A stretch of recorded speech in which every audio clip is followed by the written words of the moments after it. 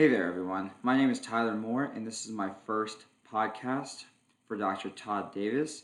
And what we'll be talking about today is youth sports still struggling with dropping participation, high costs, and bad coaches. A study finds from the Washington Post. This article was printed a few days ago, about a week now, from Jacob Boggage.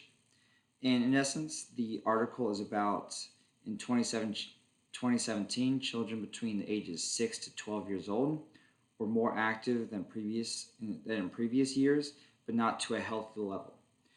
In 2011, around 28.7% would go outside and be active to a healthy level. And within the last year, 23.9% would be going outside and being active, but not enough to be at a healthy level. So more kids were being active in 2011, more so than in 2011, but now they're not outside for as long and getting as quality time. The first question we have is, what does your research find to be some fixes to this issue? Based off what I have found from various sources is with the ability to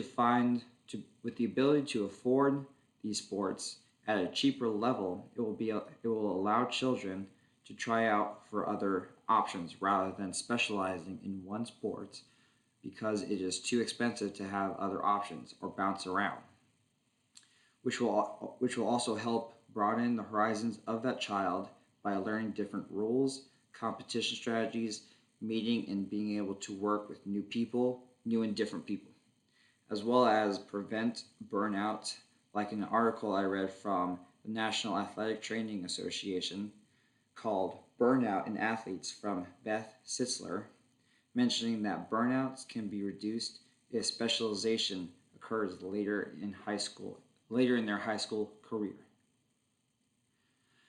The second question we have is, of the three issues described in the article, what in your research or opinion, based on facts or research, is the priority issue, aka foundational issue? Based off an article that is from an Ohio University study called "The Cost of School Athletics are increasing." It showed some staggering numbers on how the average U.S. parent spends around $671 a year on a child's team. That includes things like uniforms, registration, lessons, and coaching, with around 2 out of 10 spending over $1,000 a year. I also found this next fact pretty interesting, where in a household income of around $60,000, 51% of those children played high school sports, and anything less than $60,000 would drop down to around 30%. It also mentions a few of the popular sports in the U.S. and their average price tags, with baseball around $615, football around $595, and field hockey around $275. I think the high cost is driving a lot of kids from being able to play a sport or multiple sports. If a family with lower income has a child that would want to play a sport but doesn't have the money to fund it, it won't be possible for that child to play it. Based off the numbers provided from the Ohio University, these can be very expensive sports, some to the point that it could be a month's rent or a car payment, things that is needed for the family. For our last question is, where do we as hyper-professionals begin the paradigm shift in K-12 education, college programs, NCAA, or Parks and Recreation? I think the change needs to start with the K-12 level. They need to start making it more affordable for the lower income students to be able to play in their sports at that school.